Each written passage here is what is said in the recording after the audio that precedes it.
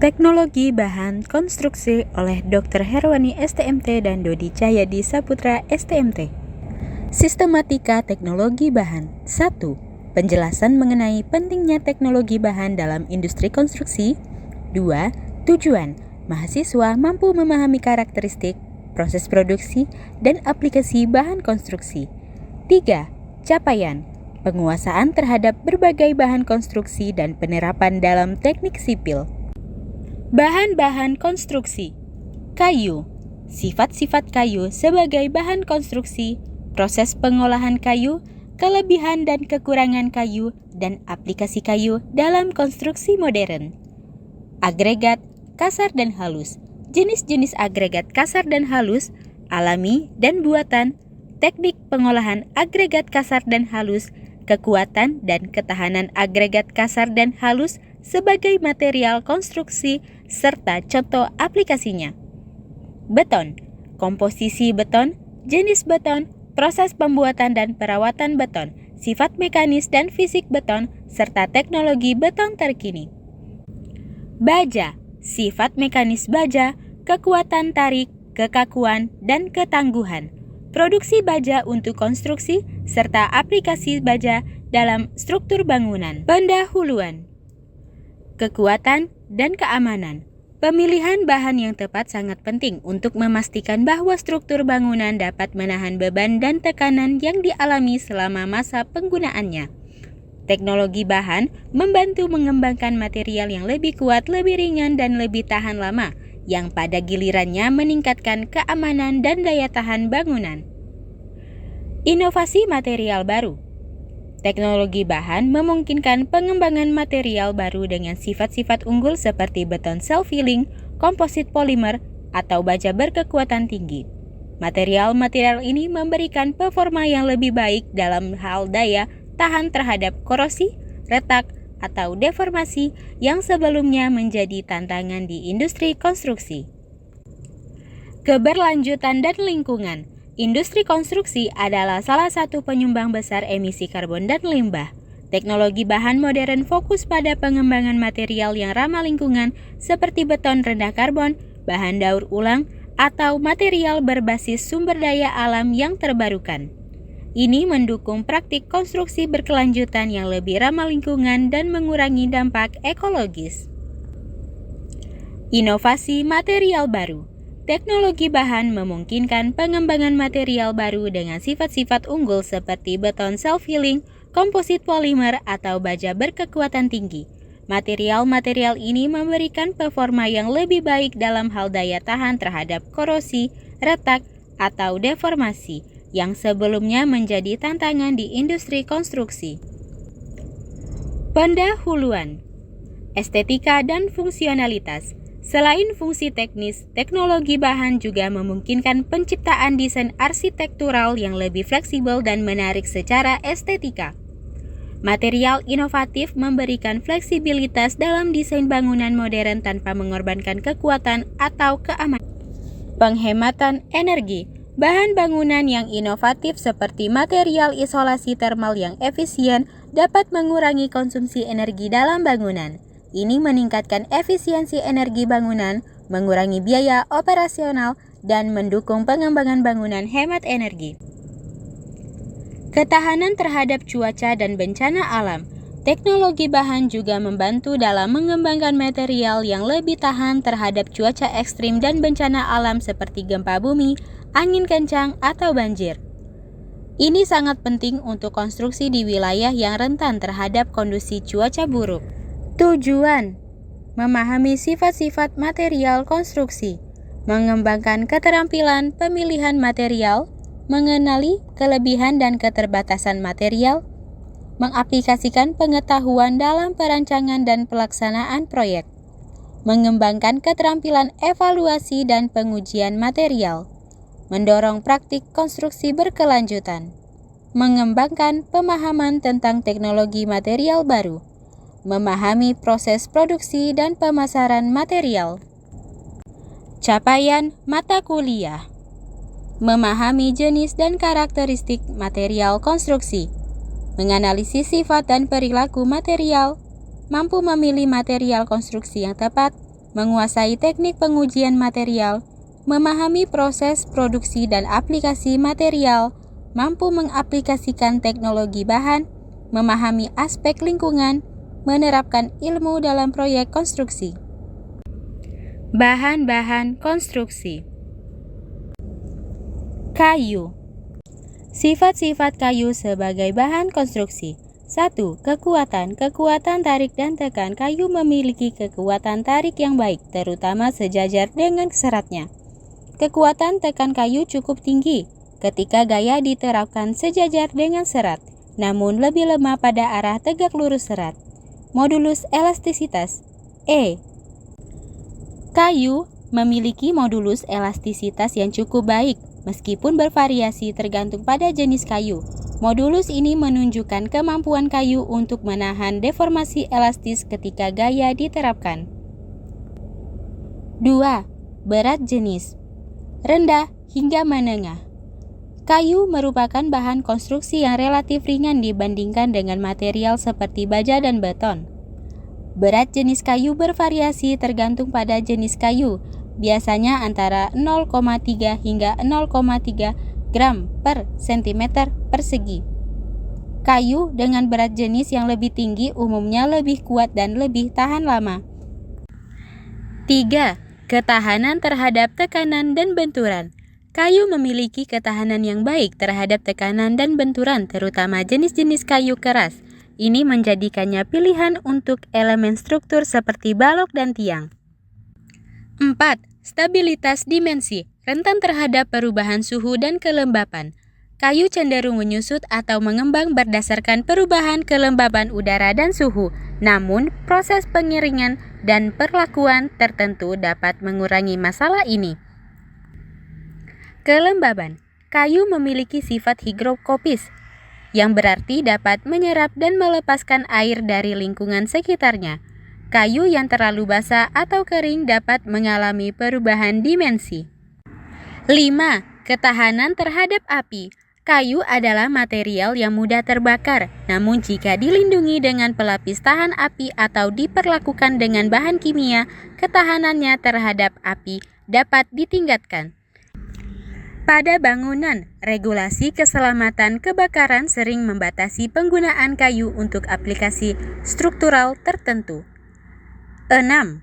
Tahan terhadap bahan kimia. Kayu memiliki ketahanan yang baik terhadap banyak bahan kimia, termasuk asam dan basa dalam konsentrasi rendah. Hal ini menjadikannya material pilihan untuk beberapa aplikasi industri kimia. 7. Kemudahan pengerjaan. Kayu relatif mudah dipotong, dipaku, dan dibentuk, membuatnya fleksibel dalam proses konstruksi. Hal ini mempermudah penyesuaian di lapangan dan mempercepat proses pembangunan. 8. Ramah lingkungan. Kayu merupakan sumber daya yang dapat diperbarui jika dikelola secara berkelanjutan. Selain itu, kayu juga mampu menyimpan karbon dioksida yang berkontribusi pada pengurangan emisi karbon. 9. Daya tahan, durability. Terhadap serangan organik. Kayu rentan terhadap serangan rayap, jamur, dan organisme perusak lainnya. Perlakuan khusus seperti pengawetan kayu dengan bahan kimia dapat meningkatkan daya tahan kayu terhadap serangan tersebut. Terhadap pelapukan, kayu juga dapat mengalami pelapukan akibat paparan cuaca, tetapi ini bisa diatasi dengan perlindungan seperti cat atau lapisan pelindung. 10. Estetika. Kayu memiliki tampilan alami yang indah dengan variasi warna dan pola serat yang memberikan kehangatan visual. Karena itu, kayu sering digunakan untuk elemen interior maupun eksterior dengan pertimbangan estetika. Proses pengolahan kayu. Penebangan. Proses pertama dalam pengolahan kayu adalah penebangan pohon di hutan. Penebangan dilakukan dengan alat seperti gergaji mesin atau manual. Pemilihan pohon biasanya didasarkan pada umur, jenis, dan kualitas kayu. Pengangkutan. Setelah ditebang, kayu kemudian diangkut dari hutan ke tempat pemrosesan, sawmill, menggunakan truk atau alat angkut lainnya. Pemotongan, sawing. Kayu gelondongan, log, dipotong menjadi papan atau balok dengan mesin gergaji di sawmill. Ada beberapa metode pemotongan. Plane sawing, pemotongan lurus yang paling umum. Quarter sawing, pemotongan kayu menjadi 4 bagian untuk menghasilkan pola serat yang lebih menarik. Reef sawing, pemotongan dengan sudut yang menghasilkan serat yang lebih stabil dan seragam. Pengeringan, seasoning, pengeringan dilakukan untuk mengurangi kadar air dalam kayu sehingga kayu lebih stabil dan tidak mudah menyusut atau melengkung. Ada 2 metode pengeringan. Pengeringan alami, air drying. Kayu dibiarkan di udara terbuka untuk mengurangi kadar air secara alami.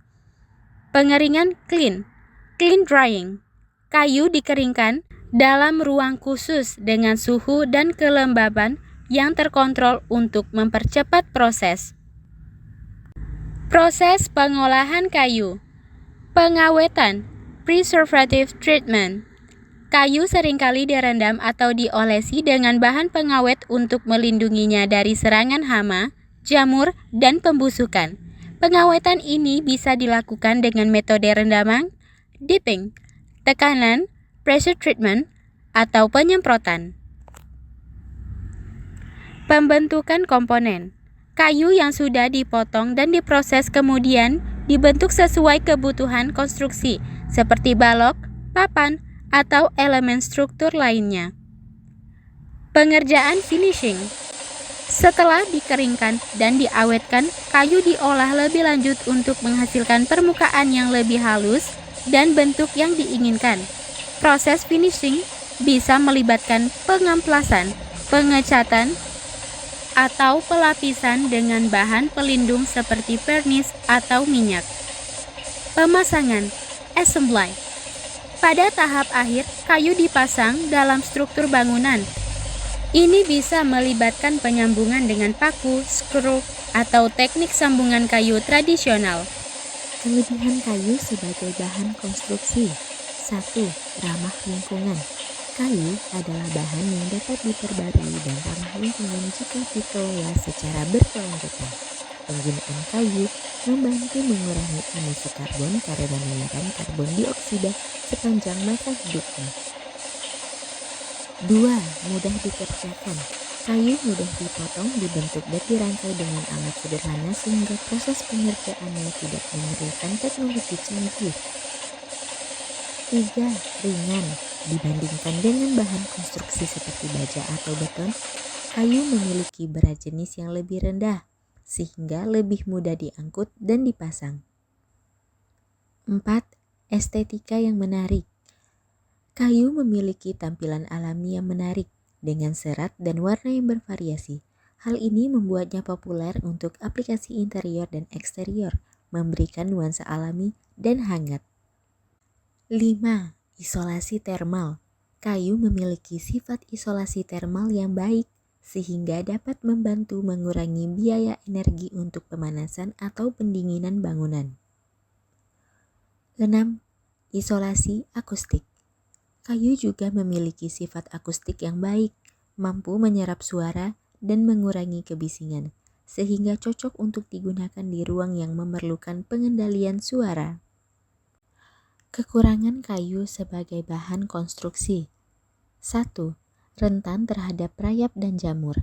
Kayu sangat rentan terhadap serangan rayap, jamur, dan organisme perusak lainnya. Untuk penggunaan jangka panjang diperlukan perawatan dan pengawetan agar tidak cepat rusak. 2. Kekuatan terbatas. Meskipun kayu memiliki kekuatan yang cukup baik, terutama untuk konstruksi ringan, kayu tidak sekuat baja atau beton, terutama untuk menahan beban besar atau untuk bangunan tinggi. 3. Rentan terhadap kebakaran. Kayu mudah terbakar dan jika terkena api, dapat menyebabkan kebakaran yang cepat menyebar. Penggunaan kayu dalam konstruksi seringkali memerlukan perlindungan tambahan seperti pelapis tahan api atau regulasi khusus. 4. Perubahan dimensi. Kayu dapat menyusut atau mengembang akibat perubahan kelembapan dan suhu. Hal ini bisa menyebabkan deformasi pada struktur, seperti retakan atau bengkok, jika kayu tidak dikeringkan atau diolah dengan benar.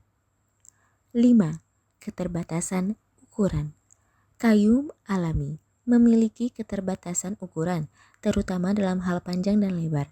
Untuk elemen struktural yang besar, kayu laminasi atau kayu buatan seperti plywood seringkali digunakan. 6. Durabilitas terbatas. 1. Meskipun kayu dapat bertahan lama jika dirawat dengan baik di lingkungan yang keras, misalnya cuaca yang ekstrim atau daerah yang lembab, kayu bisa mengalami pembusukan atau kerusakan lebih cepat. Aplikasi kayu dalam konstruksi modern.